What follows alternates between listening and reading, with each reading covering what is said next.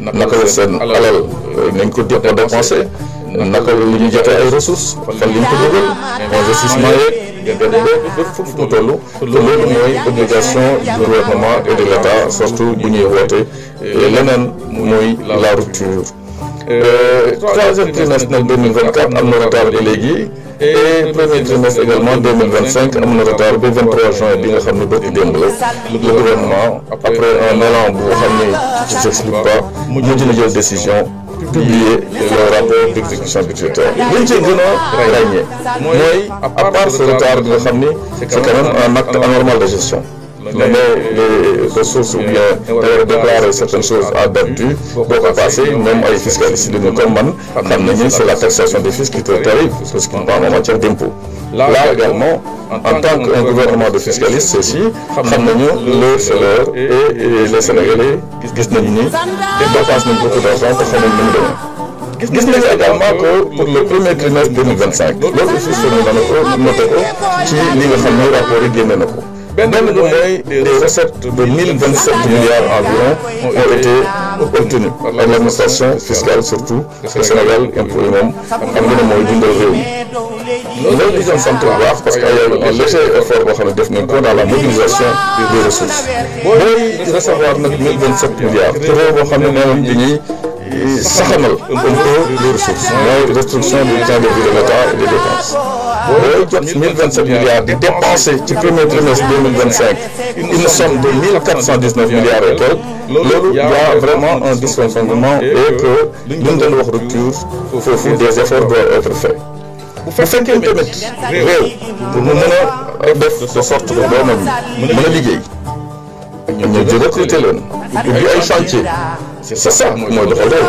mais bu fekkee il y a uniquement 2 milliards 64 millions d'investissement dépenses yoo xam ni fàttaliku leen tout a été centralisé chez le premier ministre moom mooy décider mooy buur mooy buur mi et donc tout ce qui a été fait au Sénégal depuis je dis bien février 2024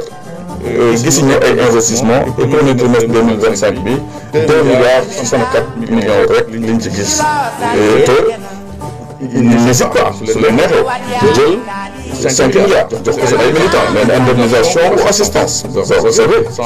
jaar par la voie judiciaire loolu yëpp xam nañ ko bu seen soxalee ñu jël 8 milliards jël ko mais di ko jënd oto ci ay député loolu gëmloo wuñ ko Sénégalais yi li ñu jaaroon Sénégalais yi mooy député yi war nañ leen jox ay oto parce que Sénégal at na ko bu ñu jëlee sax le président de l'Assemblée nationale dafa ne woon matt yi dafa tooy donc kenn mënul def yenn yi mais le comportement aussi dafa war a méngoo ak say waxu démb loolu moo tax je considère tout simplement que ces actes-là doivent être bannis nit loo diggoon nit ba mu jox la souveraineté bi jox la le pouvoir par un vote boo xam ni sans appel au premier tour war nga respecter sa carte et non boo ñëwee def leneen. Remarquez nañu aussi les dépenses concernant le traitement et salaire des fonctionnaires yoo xam ni dafa yokk diggante mars 2024 ak aujourd'hui nous sommes au mois de premier trimestre 2025 recrutement yi dans l'administration dafa yokk xam ne fi ñu jaar gis ñu fi ay appels ay concours yoo xam ni consistant pour ñu mën a xam ni lii moo tax ñu yokk loolu gis ñu ko loolu tamit c'est des choses yoo xam ni waxoon nañ ni daf fi dàkk war a jeex mais on voit que y a une politisation de l'administration et j'allais dire une pastification de l'administration de façon très discrète et ça se reflètera de toute façon sur les chiffres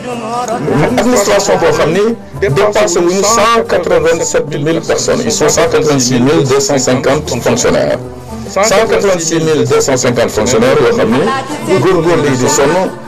coono bi di gën a bëri ñoom ñi gën a gonfler le mammouth te ñoom boo leen jëlee mënuñu fees 4 fois le stade Abdoulaye Wade qui fait environ 50 000 places 50 000 boo jëlee 186 000 il nous faut 200 000 donc 200 000 personnes au Sénégal sur 18 millions de Sénégalais ñoom ñooy sànjaafu jël lii di 1471 milliards de salaire waxuma la nag dépense de fonctionnement yoo xam ni achat de biens et de services ñëwagul ci fonctionnaire uniquement seen salaire presque un tiers du budget national loolu tamit ce sont des choses à regarder et que rupture gisuñu ko foofu et c'est une chose très importante yoo xam ne war nañ ko jóg xeex ko gis nañu également que dans ce rapport d'exécution budgétaire gis nañu ne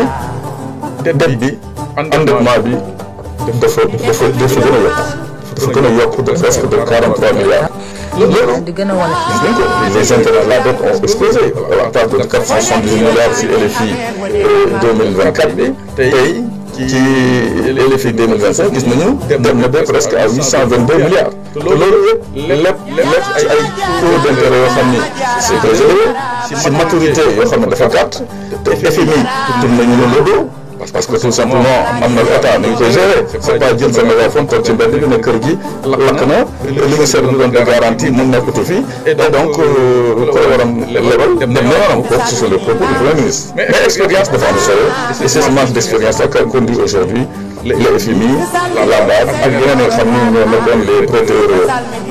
usuels dem nañ seen yoon ñu defe ne woon ne juin dañuy dellu si mais ils ont considéré tout simplement que yëf yi leeragul. c'est beneen chose boo xam ne war nañ ci waxtaan tuuti mooy suñu envergure nationale et internationale mooy le Sénégal dans le monde. le Sénégal dans le monde dañoo gis ni suñu diplomatie dafa suuxee lool. ñun daaw ñoo def compétition pour jël ay responsabilités dans le monde soit aux Nations Unies en Afrique subsaharienne, l'Afrique même en tant que telle au niveau de l'Union africaine. Mais on a remarqué que suñu diplomatie dafa doy waar. gis nga diplomatie c'est pas une histoire de faire les guerriers, de faire les révolutionnaires. dafa am nooy doxalee ak nit ñi. def aussi devant les intérêts de ton pays parce que teguñu la fi pour sa bopp pour sa xolu bopp di jóg wala yu demee noonu dañu la fi def pour askan bi. am na ñoo xam ne looy comporté tu vas créer des dégâts ailleurs et ça je pense que teguñu leen fi pour ça. Première chose bu ñu ci wax mooy on a remarqué que au niveau de la diplomatie qui est quand même une chasse gardée du président de la République que nous avons élu monsieur Diomaye Diakhar Faye moom mooy le président du Sénégal. Mais j'ai remarqué qu'il y a une certaine démission au profit du Premier ministre qui aujourd'hui empiète dans le domaine du président de la République. De loolu un jour les comptes seront rendus avec une manifestation, copinage avec des gens ramenés qui sont arrivés au pouvoir par les armes, que ce soit au Burkina, que ce soit au Mali, au Niger ou en Guinée. On voit que notre diplomatie à travers le Premier ministre c'est de copiniser, de cheminer avec eux, ce qui n'est pas un bon signe pour nous, le Sénégal. Notre ministre aussi des Affaires étrangères, Madame Gros Calibre, une catastrophe nationale boo xam ni Sénégal kenn comprendre tout. Gis nañu au niveau de la CAF avec Augustin Senghor bu Madial, nous avons loupé le coche. Ñu dem BAD, on s'est fait laminer par la Mauritanie avec Amadou Hott. Ñu dem CEDEAO, actuellement c'est notre président de la République qui mord la poussière. Il y a un petit souci qui se passe à ce niveau-là. Le Sénégal vraiment a reculé au niveau démocratique.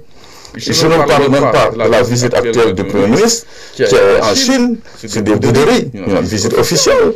Il n'y a aucun officiel à l'accueil, accueilli par une autorité sénégalaise en Chine. Et tout simplement, ce sont des choses qui montrent que ce n'est plus ce que nous savions auparavant. Loolu nag